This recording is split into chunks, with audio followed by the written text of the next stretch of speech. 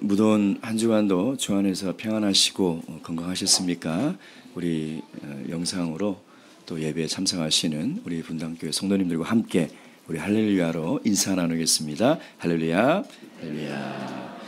우리 옆에 계신 또 좌우 또 뒤로 또 인사 나누겠습니다. 즐겁고 행복한 안식일 되세요.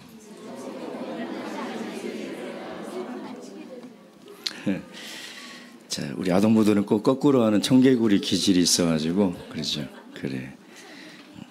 예수 그리스도의 이름으로 하나님의 말씀 증거하도록 하겠습니다. 사도행전 14장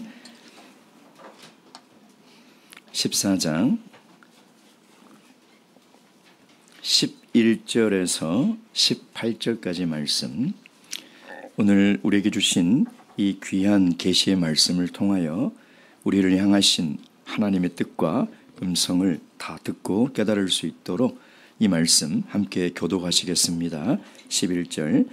무리가 바울의 행한 일을 보고 루가오니아 방언으로 소리질러 가로되 신들이 사람의 형상으로 우리 가운데 내려오셨다 하여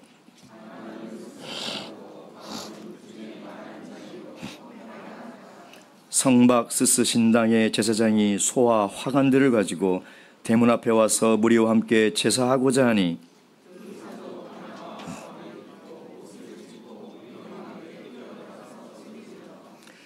가로되 여러분이여 어찌하여 이러한 일을 하느냐? 우리도 너희와 같은 성정을 가진 사람이라. 너희에게 복음을 전하는 것은 이 헛된 일을 버리고 천지와 바다와 그 가운데 만유를 지으시고 살아계신 하나님께로 돌아오라 함이라.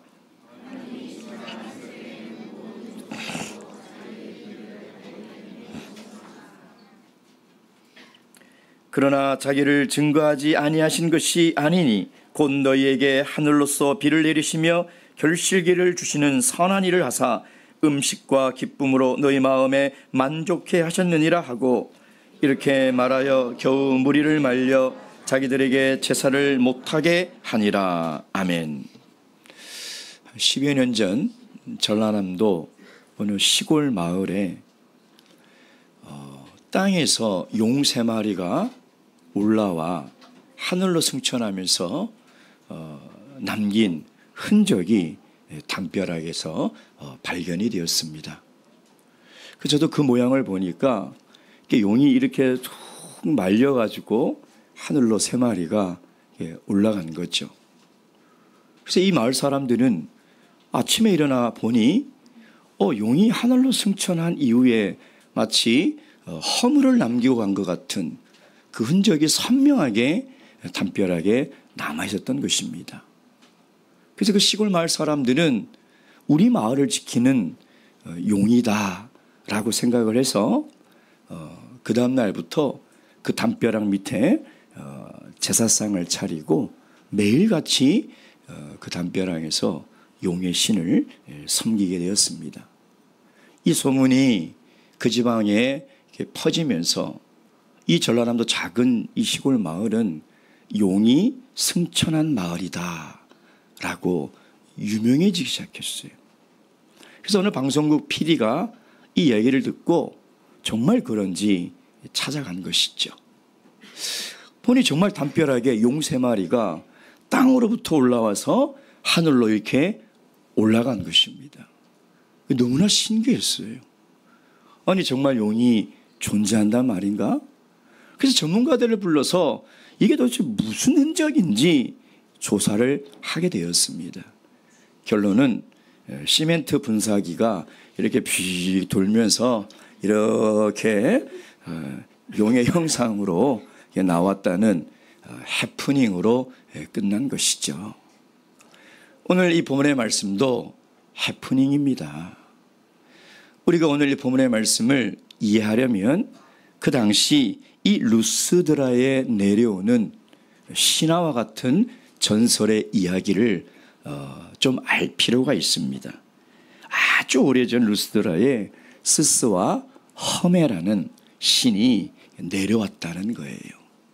스스는 우리가 잘 알고 있는 제우스 신입니다. 제우스는 올림피스 그 산에서 그 신전이 있죠.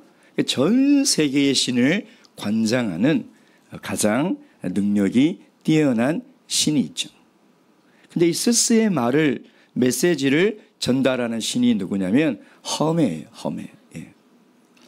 근데 이 두 신이 어느 날 이 루스드라 지역에 내려왔던 거예요.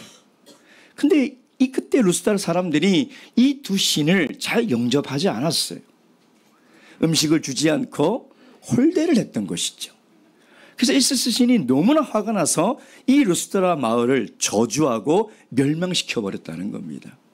근데 다른 사람은 다 이 두 신을 영접하지 않았을 때에 한 농부 부부가 있었어요. 이 부부 농부는 이들에게 정성스럽게 음식을 준비하고 이들을 섬겨서 루스드라에 있는 사람들이 다 멸망받아 죽을 때 이 부부는 살아남았다라는 전설 따라 산말레와 같은 전설이 이 루스드라 지역에 있었다는 거예요. 근데 방금 보니까 지금 바울이 나면서부터 안진뱅이 된 사람을 네 발로 일어서라 했더니 일어서서 뛰고 걸었던 것이죠. 너무나 놀랐던 거예요. 그래서 이런 상황 속에서 우리가 지금까지 섬겼던 스스와 허메의 신이 이 두 사람이 신이 되어 이 땅에 왔구나. 그러니 이제 어떻게 돼요? 잘 섬겨야 되는 거예요. 과거 우리 조상들이 하늘로서 내려온 두 신을 섬기지 못해서 멸망받아 그 당시 루스드라 지역은 아주 변방으로 가난하고 못 사는 낙오된 곳이었다는 것이죠. 그래서 그들은 우리가 이 신의 저주를 받아 이렇게 가난하게 산다는 컴플렉스가 있었어요. 그러니까 다시 한번 이 신이 내려오면 우리가 이 신들을 지극정성으로 섬기겠다라고 산당을 차려놓고 스스와 허메를 섬기고 있는 그 상황에 바울과 바나바가 기적을 행하니 이들이 얼마나 놀라고 얼마나 지극정성으로 제사를 차려서 그들을 섬겼겠습니까? 근데 해프닝이죠. 그들은 신이 아니죠. 근데 이러한 일들이 인류 역사 이래로 지금까지 계속 반복되고 있다는 것입니다. 하나님을 알지 못하기 때문에 지금도 우상과 미신의 지배를 받으며 살아가고 있다는 거예요. 그럼 우리 그리스도인들은 아니냐? 그렇지 않다는 거예요. 하나님을 믿는 그리스도인조차도 우상의 지배를, 우상을 깨끗이 우리 마음속에서 씻어내지 못하고 그 우상의 지배를 받으며 살아간다는 것이죠. 그래서 오늘 본 말씀을 통해서 왜 예수님께서 하늘나라의 복음을 이 땅에 가져오셔서 세상 사람들에게 복음을 전해주시고 또 우리에게 복음을 전하라고 하셨는지, 우리는 복음을 받아들여 이제 어떠한 삶을 살아야 하는지 이 본문 말씀을 통해서 함께 깨닫는 그런 귀한 시간이 되기를 주님의 이름으로 축원드립니다. 자, 첫째는 우상에서 자유함을 얻기 위해서 복음을 주셨고 복음을 전하라 말씀하고 있습니다. 13절 14절 다 함께 읽겠습니다. 시작. 성박 스스 신당의 제사장이 소와 화관들을 가지고 대문 앞에 와서 무리와 함께 제사하고자 하니 두 사도 바나바와 바울이 듣고 옷을 찢고 무리 가운데 뛰어들어가 소리질러. 사람들이 지금까지 우상을 숭배하는 이유가 있습니다. 여러분, 지금처럼 과학의 기술과 문명이 발달한 이 시대에도요, 우상은 사라지지 않습니다. 미신은 사라지지 않아요. 대한민국은 우상공화국이에요. 대한민국은 IT 강대국이기도 하지만 아이러니하게 미신공화국이에요. 사주팔자를 보는 이 사업이 한 해에 5조, 그러니까 대한민국 사람들이 점을 보기 위해서 1년에 쓰는 돈이 5조 원이에요. 5조 원. 그러니 여러분, 왜 사람들은 이렇게 과학과 문명이 발달했음에도 불구하고 여전히 우상과 미신의 지배를 받으며 살아가고 있냐 이 말이에요. 두려움 때문이에요. 두려움. 매년 연초가 되면 점집이 문전성시를 이룹니다. 근데 놀라운 것은요, 기독교인들도 굉장히 많이 간다는 거예요. 그래서 한 기독교 단체에서 아니 왜 기독교인들이 연초에 점집을 이렇게 많이 갈까? 너무 의아한 거죠. 그래서 설문조사를 했어요. 그 점집에서 나오는 사람들의 종교를 물어보고 기독교인이면 왜 당신은 하나님을 섬기는데 점집을 오냐라고 물어봤더니 가장 많은 대답이 두려움 때문에, 두려움. 여러분, 우리가 하나님께 기도 드린다고 하나님이 나타나서 음성으로 말씀해 주시나요? 아무것도 눈에 보이고 손에 잡히는 게 없어요. 하나님을 섬기고 하나님께 기도하는데 하나님은 나타나지 않는다는 거예요. 하나님은 음성으로 응답해 주지 않는다는 거예요. 우리의 두려움을 하나님께서 해결해 주시는 뭔가 눈에 보이는 것을 주시지 않는다는 거예요. 근데 점집에 가면 뭘 줘요? 부적을 주잖아요. 쑥쑥쑥 쓰잖아요, 절에 가도. 그래서 그걸 팬티 안에다가 꼬매서 넣고 양복 안에서 꺼내다 넣고 농장 위에 숨겨놓고, 그러니 마음이 든든한 거죠. 아니, 든든한 것처럼 느껴지는 거예요.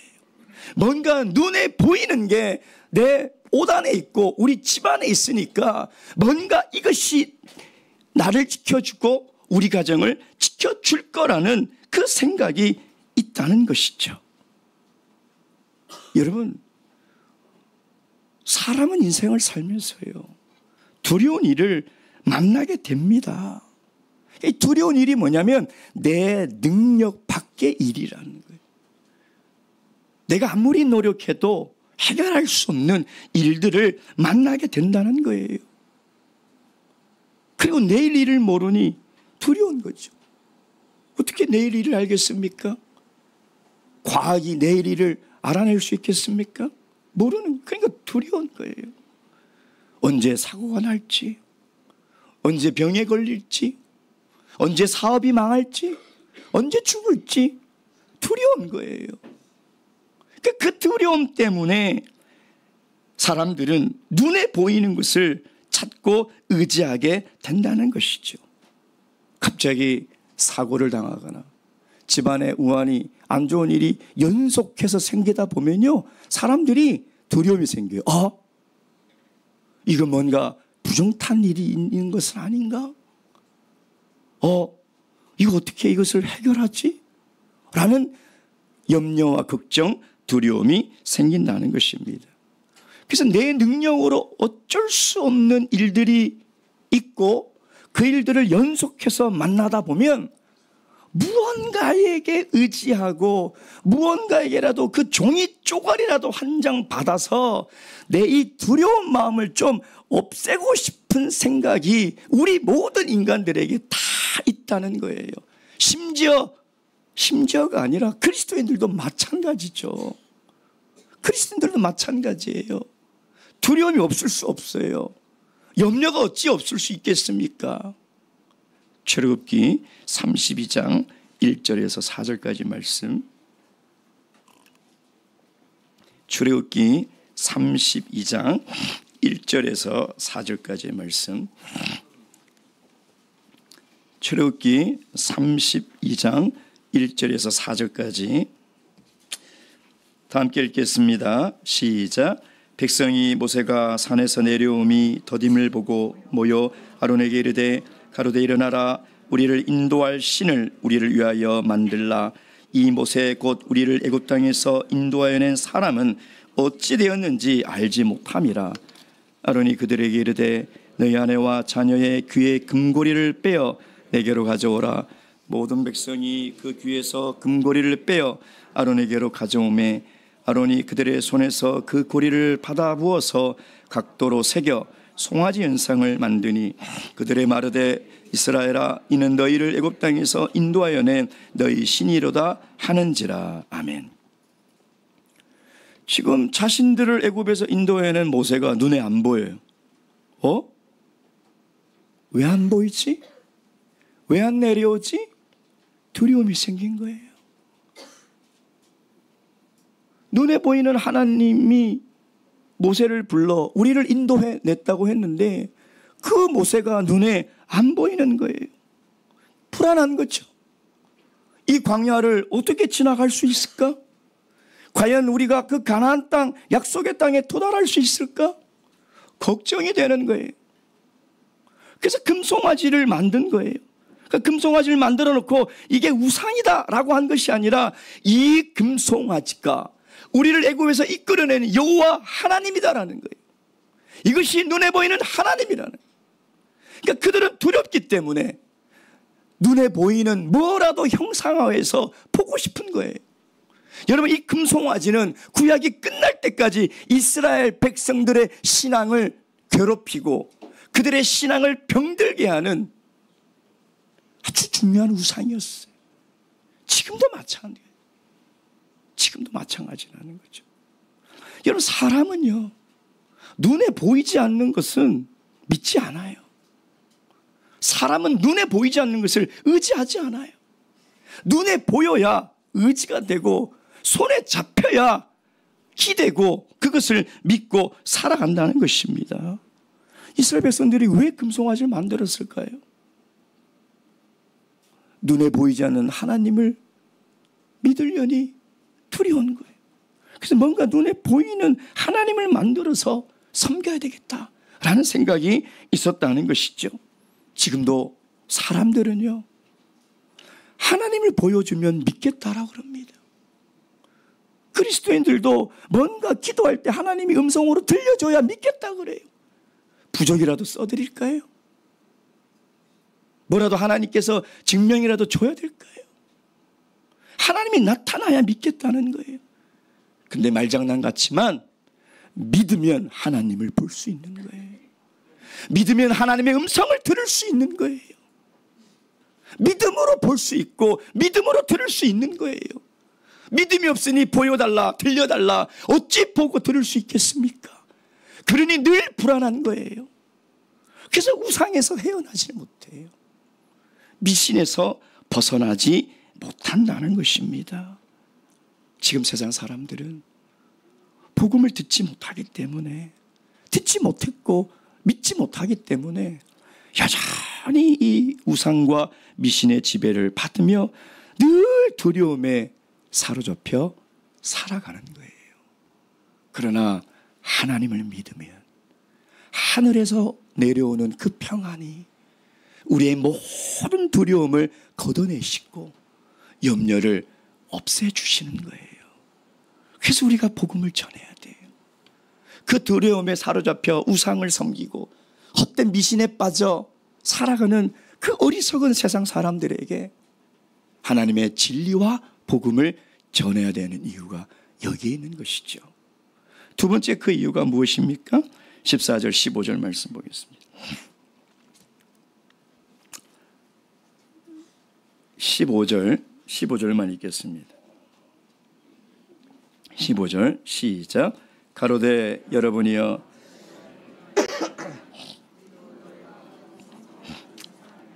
너희에게 복음을 전하는 것은 이 헛된 일을 버리고 천지와 바다와 그 가운데 만유를 지으시고 살아계신 하나님께로 돌아오라 함이라. 아멘. 그 두 사도가 지금 이 루스드라 사람들의 행동과 말을 듣고 자신들의 옷을 찢었어요.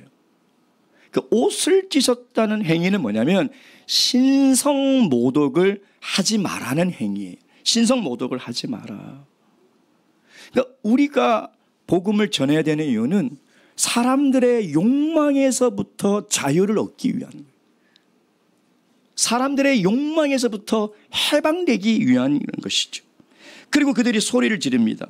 여러분 어찌하여 이런 일들을 하십니까? 여러분과 우리는 똑같은 성정을 가진 사람입니다. 여러분 이런 비슷한 상황과 이야기를 어디서 보고 들어보지 않으셨습니까? 사도행전 10장 25절 26절. 사도행전 10장 25절 26절. 25절 26절 다 함께 읽겠습니다. 시작. 마침 베드로가 들어올 때에 고넬료가 맞아 발 앞에 엎드려 절하니 베드로가 일으켜 가로되 일어나라 나도 사람이라 하고. 지금 고넬료는 누구를 기다리고 있었죠? 하나님의 사자를 기다리고 있었어. 근데 어느 날 갑자기 베드로가 자기 집을 찾아온 거예요. 그러니 고넬료는 당연히 이분은 하나님이 보낸 사자다, 천사다 라고 생각을 하고 그 발 앞에 엎드려. 그 발 앞에 엎드렸다는 것은 황제나 신에게 하는 행동이에요. 그러니까 사람이 사람에게 인사하는 평범한 인사가 아니었다는 것입니다. 그러니까 베드로가 화들짝 놀라서 하는 얘기가 뭐냐면 나도 너와 같은 사람이다, 일어나라라는 것이죠. 나도 사람이다 말은 이 말 안에 어떤 의미가 내포되어 있냐면 나는 신이 아니다. 나는 신이 아니다. 근데 이것은 굉장히 중요한 말입니다. 여러분, 사람들마다 차이가 있을 뿐이지 다 신이 되려고 하는 욕망이 있어요. 신이 되려고. 무슨 소리입니까, 목사님? 저는 전혀 그렇지 않은데요. 아니에요. 다 신이 되려는 욕망이 다 사람들의 마음속에 있다는 거예요. 어떤 분야에서 최고의 전문성을 가진 전문가가 되면요, 다 신을 붙여요. 공부 좀 잘하면 무슨 공부의 신, 뭐 투자를 잘하면 투자의 신, 축구를 잘하면 뭐예요? 축신, 야구를 잘하면 야신. 그들만 그럴까요? 아니에요. 모든 인간은 차이만 있을 뿐이지 다 신이 되려고 하는 거예요. 왜냐하면 우리 인류 조상 아담과 하와가 저질렀던 그 죄의 뿌리와 죄의 시작이 뭐냐? 신이 되려고 하는 거예요. 신이 되려고. 창세기 3장 5절 말씀 보겠습니다. 창세기 3장 5절 말씀.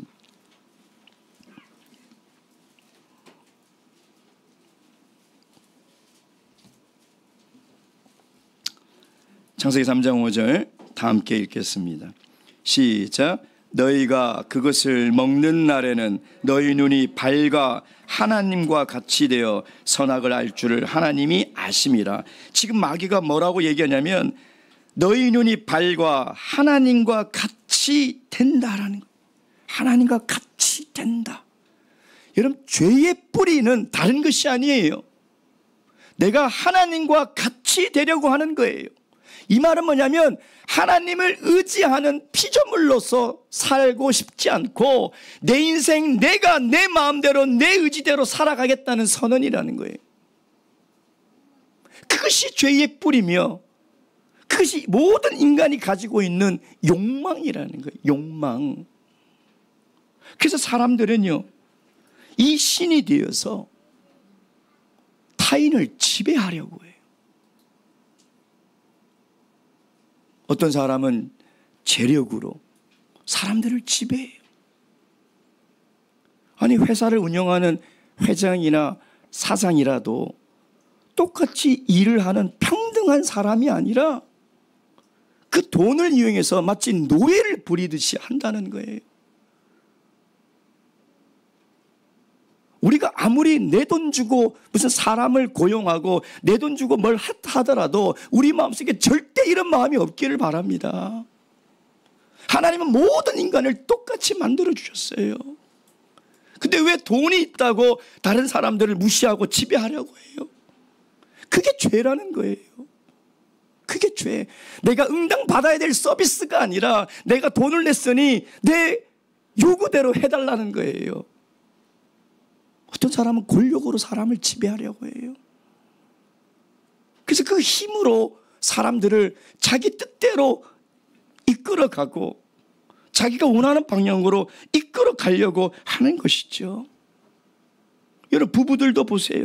그렇게 사랑해서 결혼했고 뭘 누가 주도권을 잡니마니. 왜 그래요? 신이 되려고 하는 거예요. 내 말 들어. 내가 왜 네 말 들어야 돼? 저번 주에 우리 결혼하신 부부가 계시죠? 명심하시기 바랍니다. 이게 다 욕망이에요. 내가 아내를 지배해서 내 말대로 듣게 따라오게 만들려고 그러고, 그 아내들은 또 왜 내가 내 말을 들어야 돼? 제발 그리스도인들은 그러지 마세요. 이게 다 욕망의 죄 때문에 생겨나는 거라는 거예요. 어떤 사람은 조금 자기가 좀 안다고 지식으로 다른 사람 지배하려고 그래요. 야, 너는 모르지? 내 말 들어. 여러분, 이게 크고 작은 차이만 있을 뿐이지 모든 사람은 다 타인을 지배하려는 욕망을 가지고 있다는 거예요. 여러분, 우상을 지극정성으로 섬기는 사람은 다 그 욕망이 큰 사람이에요. 욕망이 작은 사람은 우상을 지극정성으로 안 드려요.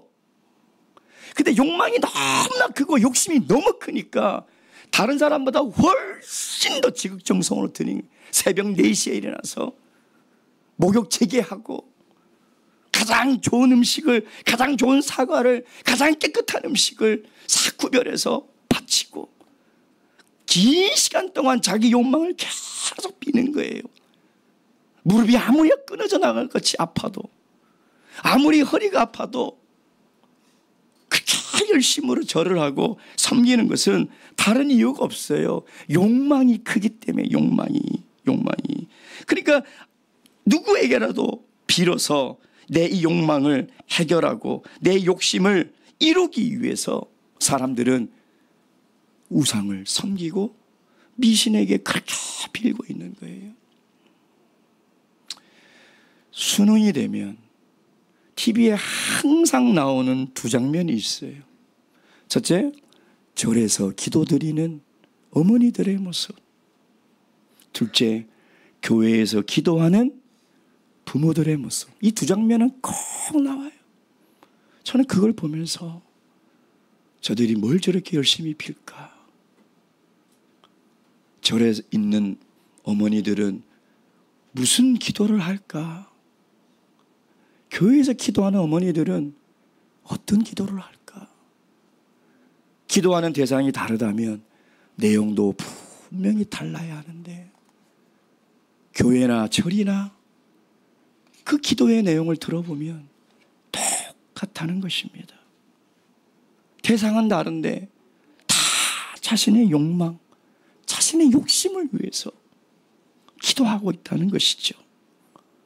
좋은 성적 합격하는 거 중요하죠. 근데 더 중요한 것은 여호와를 경외하는 신앙이에요. 좋은 성적 받아서 좋은 대학 가면 뭐합니까? 지혜의 근본인 여호와를 경외하는 신앙이 없이 살아간들 그게 무슨 소용이 있냐 이 말이에요. 근데 다 자기들 욕심밖에 없어요. 자기들의 욕망으로 그렇게 열심히 뭐라도 의지해서 빌고 싶은 것밖에 없다. 심지어 우리 사람들은 엿에도 빌잖아요. 엿 붙여놓고. 요즘 안 붙이나요? 예전에는 학력고사 하면 그 학교 때문에 엿 붙여놓고 해요. 엿에도 막 빌어요. 엿처럼 딱 붙으라고. 예. 미역국 먹으면 또 큰일 나잖아요. 미역국 먹으면 왜 떨어져요? 근데 미역국 먹으면 큰일 나고. 다시 우리 본문의 15절 말씀 보도록 하겠습니다. 15절. 가로되 여러분이 어찌하여 이러한 일을 하느냐? 우리도 너희와 같은 성정을 가진 사람이다. 그러니까 우리도 너희와 같은 사람이다 하지 않고 성정을 가진 사람이다. 이 성정이란 말은 원문에 보면 본성을 가진 존재를, 다시 얘기하면 우리도 두려움이 있고 우리도 욕심이 있는 너희들과 똑같은 사람이며 죄인이라는 거예요.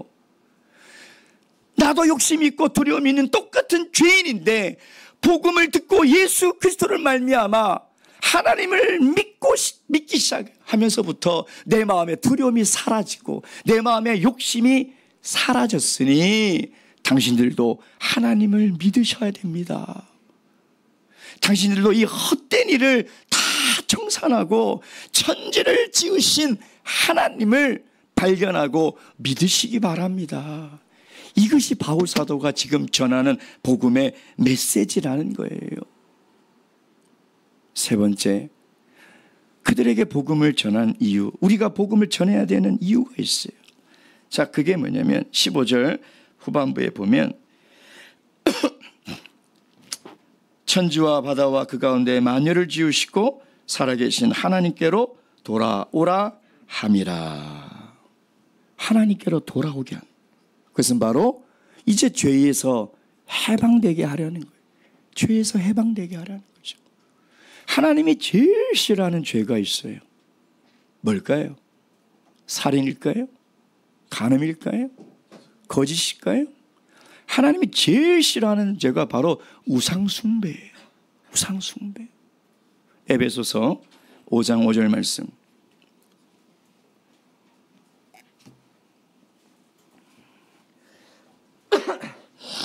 에베소서 5장 5절 말씀.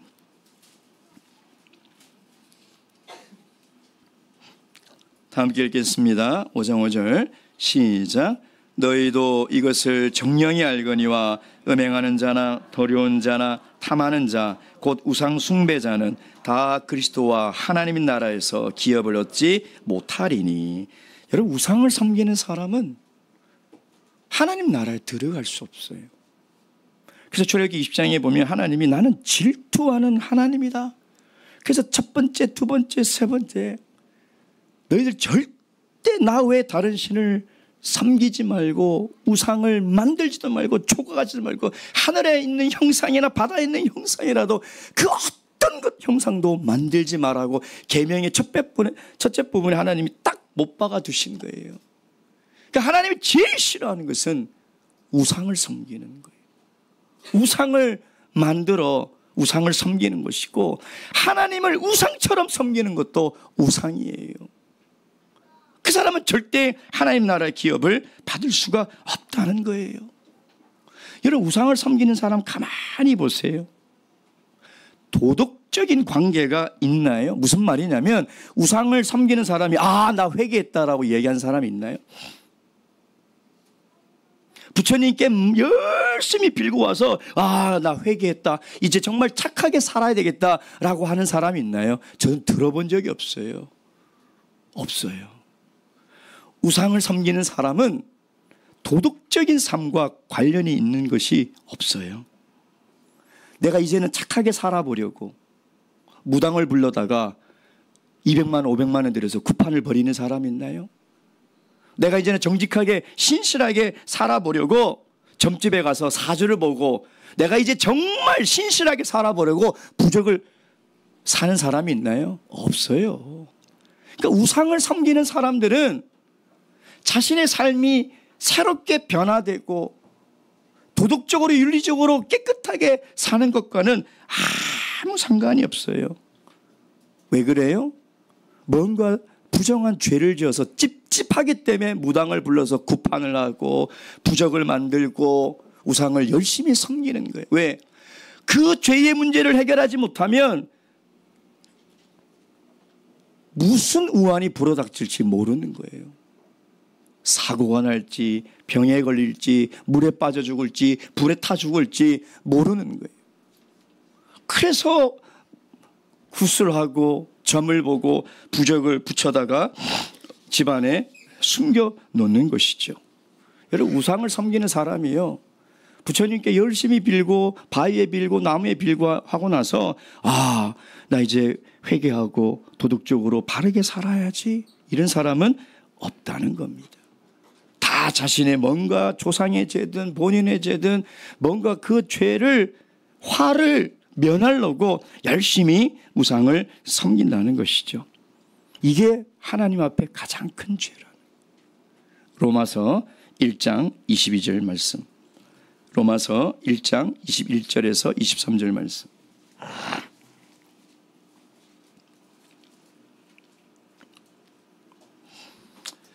로마서 1장 21절에서 23절 다 함께 읽겠습니다. 시작. 하나님을 알되 하나님으로 영화롭게 아니하며 감사치도 아니하고 오히려 그 생각이 허망해지며 미련한 마음이 어두워졌나니 스스로 지혜 있다 하나 우준하게 되어 썩어지지 아니하는 하나님의 영광을 썩어질 사람과 금수와 버러지 형상의 우상으로 바꾸었느니라. 이것이 죄라고 바울사도는 로마서 서론 부분에 선언하고 있는 거예요. 하나님을 모르는 모든 사람들의 죄가 바로 이 죄라는 거예요. 여러분, 그래서 세상 사람들에게 복음을 전해야 되고, 우리가 하나님을 믿는다는 것은 내 마음에 우상을 깨끗이 치워버리는 거예요. 대만은 눈에 보이는 우상을 섬기는 나라죠. 정말 별의별 우상들이 다 있어요. 우상 천국, 우상 천국. 근데 우상을 섬기는 사람이 우리 참예수교회 복음을 듣고 이제 하나님을 믿는 신앙생활을 하고 싶다 그러면, 우리는 이제 세례 공부하고 이제 우리 심사에서 세례를 바치잖아요. 거기는 그렇지 않아요. 세례 공부한 다음에 반드시 자기가 섬겨왔던 우상을 자기 손으로 깨부수고 불태워야 돼요. 자기 손으로. 그걸 다 확인해야 돼요. 근데 어느 한 성도가 다른 거는 다 부셨는데 자기 가정을 지키는 수호신을 이제 장롱 안에다 딱 숨겨뒀던 거예요. 근데 이 사람이 세례를 받고 나서도요, 신앙생활 하면서도 마음이 편하지가 않고 기쁨이 없는 거예요. 그리고 성령을 구하고 싶은 생각도 안 되는 거예요. 비정상적이죠. 세례를 받아 거듭나서 하나님의 자녀가 되었으면 하나님의 영이 자기 마음속에 들어오기를 원하는 것이, 이게 상식적인 마음인데 그런 생각이 없는 거예요. 그래서 담임 목자님이 혹시나 해서 물어봤어요. 모친, 혹시 아직도 남아있는 우상이 있냐? 그때는 삐죽삐죽하더니 사실은 여차. 그래서 봤더니 그 장롱 이불 뒤에 꽁꽁꽁 숨겨놨던 거예요. 가지고 나와서 당신의 손으로 깨라. 못 깨요. 못 깨는 거예요. 하나는 봐주지 않습니까? 하나님이. 요 조그만 요 인형 같은 우상인데 요것도 안 됩니까? 하고 눈물을 흘리더라는 거예요. 안 됩니다. 손가락만한 우상이라도 안 되는 거예요. 그래서 그 모친이 자기 손으로 그걸 깨부수고 가루를 다 불태우고 나서부터 진정한 신앙의 평안과 기쁨이 찾아왔다는 간증을 드린 적이 있습니다. 여러분, 우상 숭배는 뭐에서부터 온다고요? 욕심에서부터 오는 거예요. 욕심에서. 이 조그마한 욕심의 우상이 남아있는 사람은 세례를 받고 하나님을 믿으면서도 여전히 하나님을 우상처럼 섬기는 기복신앙에서 벗어날 수가 없어요. 아무리 작은 욕심이라도 그걸 완전히 100% 제거하지 않으면 그가 드리는 기도나 그가 드리는 헌신이나 그가 하는 봉사나 헌금은 다 기복신앙에 깔려있는 자기의 욕심을 이루기 위한 내용밖에 없다는 거예요. 그래서 여러분, 이 우상의 뿌리를 완전히 다 제거해야 되는 거예요. 골로새서 3장 5절 말씀.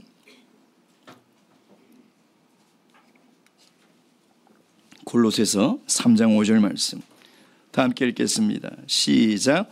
그러므로 땅에 있는 지체를 죽이라. 곧 음란과 부정과 사욕과 악한 정욕과 탐심이니 탐심은 우상 숭배니라.